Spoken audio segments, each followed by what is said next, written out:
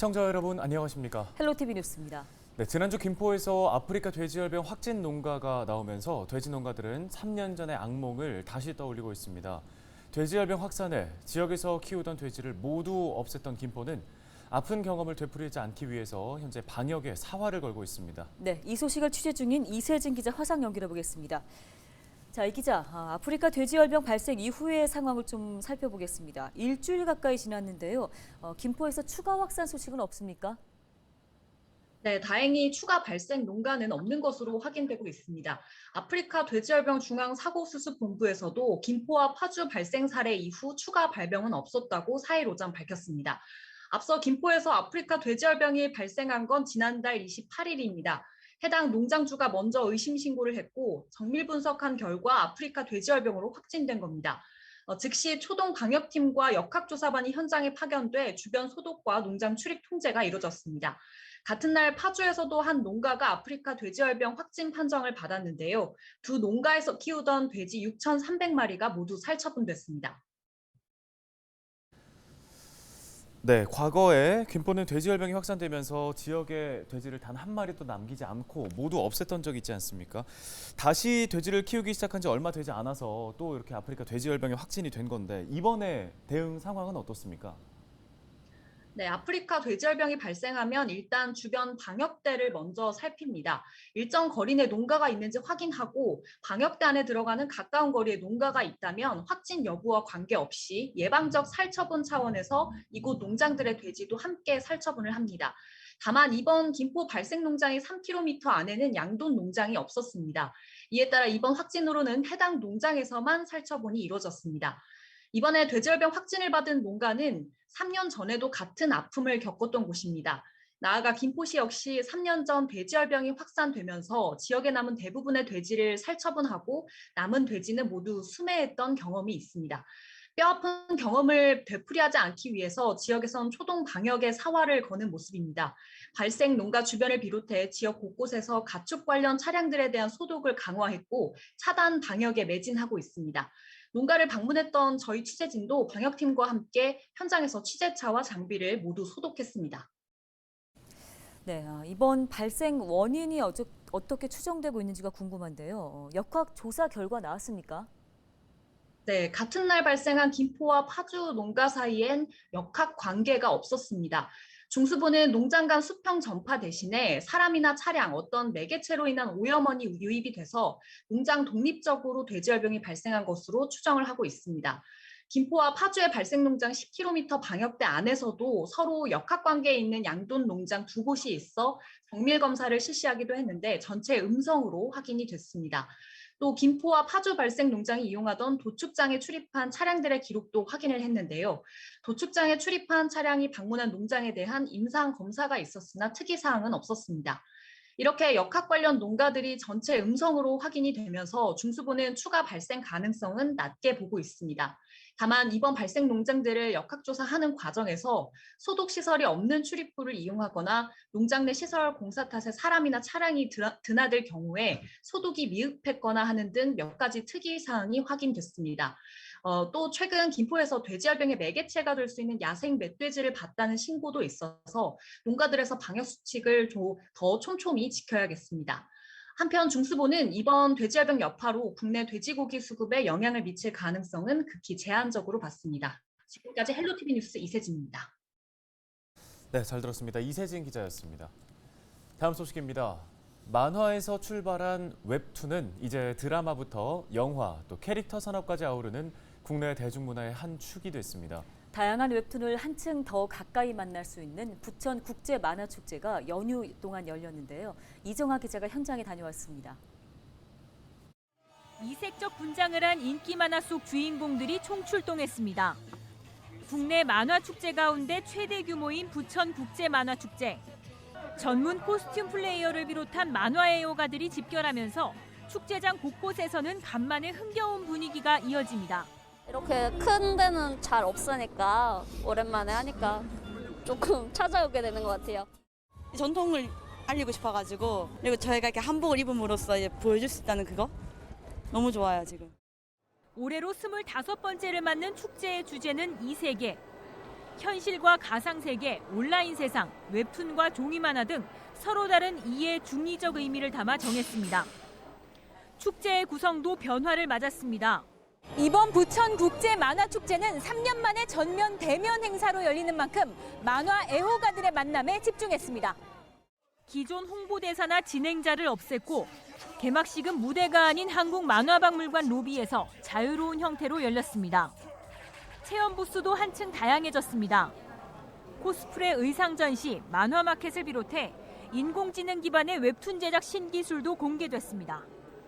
카메라로 사람의 얼굴을 비추자 만화 속 주인공으로 변신하기도 하고 태블릿 PC에 손을 대면 밋밋했던 그림에 색이 입혀져 작업에 한층 속도를 낼 수 있습니다.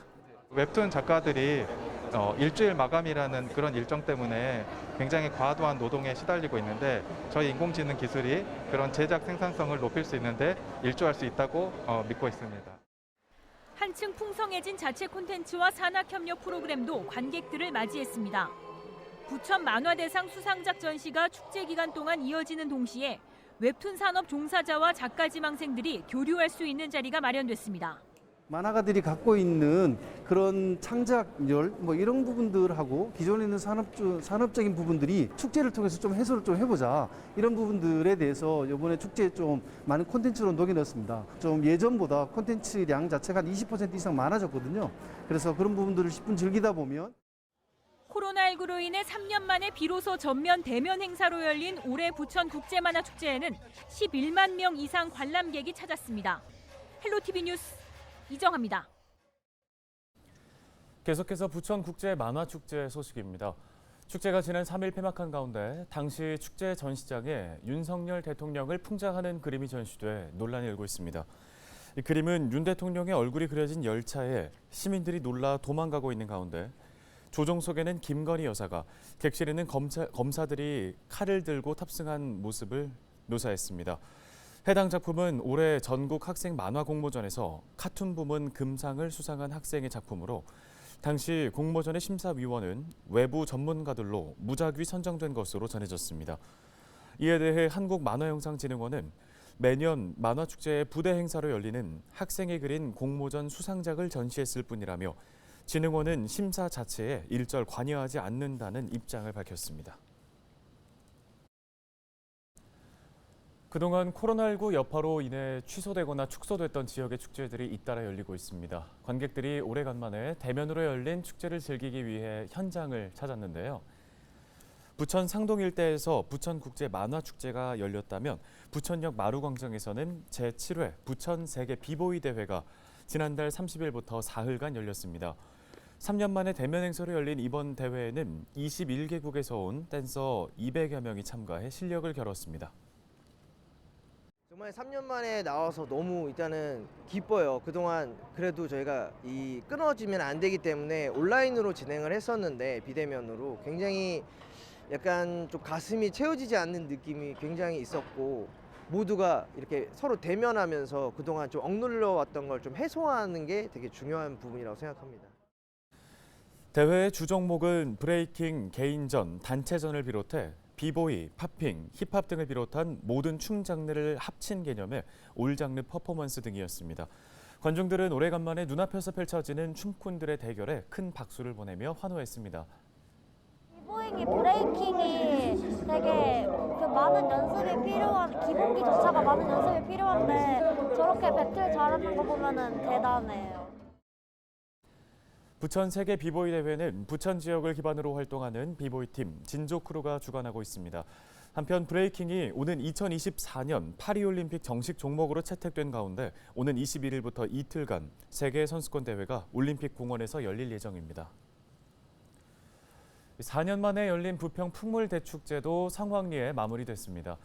지난 1일부터 2일까지 부평대로에서 진행된 부평 풍물대축제는 50만여 명의 관람객이 다녀간 것으로 추산됩니다. 이번 축제는 부평 곳곳을 찾아가는 사전 공연을 시작으로 109개 공연단체들이 다채로운 문화예술의 향연을 펼치며 관람객들의 높은 호응을 얻었습니다. 거리가 시민들에게 다시 돌려준다는 것. 이 부분은 사실 부평이 지향하고 있는 생태적이고 문화적인 도시의 지향이라고 생각합니다. 그 부분들을 잘 좀 시민들이 공감해 주시고 함께 해 주셨으면 좋겠습니다.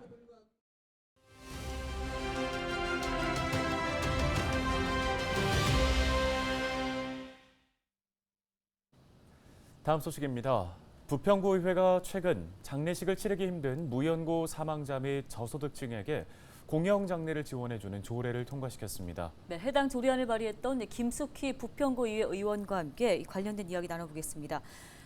의원님 먼저 이제 사실 경험을 해보지 않았다면 정확한 장례 비용을 알기는 어려울 것 같습니다. 일반적으로 볼 때 부평구 내에서 장례식을 치르게 되면 평균적으로 어느 정도의 비용이 나오게 되나요? 일반적인 장례 비용, 빈소의 크기나 장례 서비스 등에 따라서 차이가 많이 발생하겠죠. 지금 현재 부평의 모 병원을 기준으로 한번 제가 알아보니까 200만 원에서 한 270만 원 정도 들어간다라고 하더라고요. 네, 이번에 통과한 조례의 경우 무연고 사망자나 저소득층이 치르는 공영 장례에 큰 힘이 될 것 같은데요. 비용과 절차는 어떤 식으로 지원되는 건가요?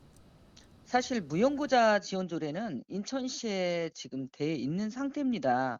근데 이제 저희 부평구도 무연고 사망자들에 관련해서 장제 급여를 받는 사람들한테, 그러니까 저소득층에 좀 지원을 하겠다라는 법적인 거를 만들어주기 위해서 조례를 만든 거죠.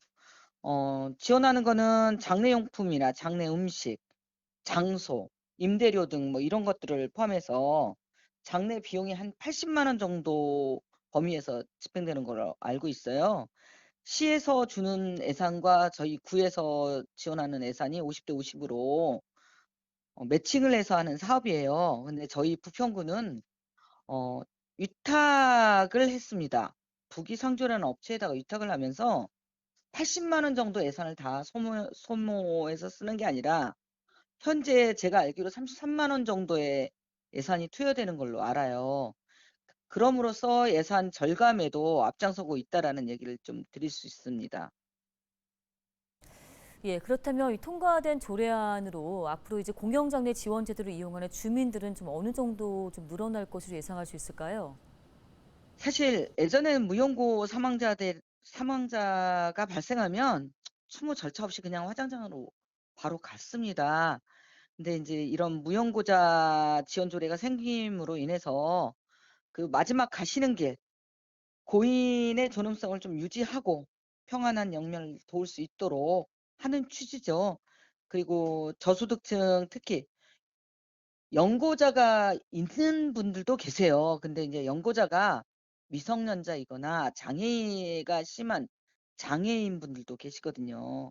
그런 분들까지도 포함해서 할 수 있다라는 부분들이 생기고, 현 시대가 그런 것 같습니다. 가족 해체가 되고 경제적으로 어렵다 보니까 가족인데도 가족들이 무연고자들에 대하거나 고독사 하신 분들에 대한 장례를 받지 않는 부분들, 그런 부분들을 구해서 해드린다는 취지가 있습니다. 네, 알겠습니다. 말씀 여기까지 듣겠습니다. 부평구의회 김숙희 의원이었습니다.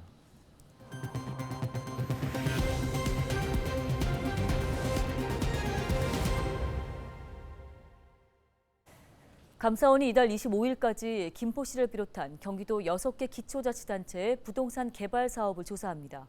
감사원은 지자체와 지자체 소속 공사가 주도하는 개발 사업에 특정 기업이나 집단의 특혜 등 비리가 있는지 살펴볼 예정입니다. 김포시와 의왕시, 평택시와 광주시, 의정부시와 구리시 등 지자체와 해당 지역 부동산 개발 사업자들이 감사 대상입니다. 김포시가 인천 2호선 연장 사업을 예비 타당성 조사 대상 사업으로 신청했습니다. 인천 2호선 연장 사업은 인천 독정역에서 김포 겉포북변역을 경유해 고양 중산지구까지 총 연장 19.6km를 연결하는 사업으로 사업비는 2조 800억 원 정도로 예상됩니다. 경기도와 인천시, 김포시와 고양시는 지난해 11월부터 사전 타당성 조사 연구 용역을 추진해 최적의 노선안을 마련한 바 있습니다. 뉴스 마칩니다. 네, 고맙습니다.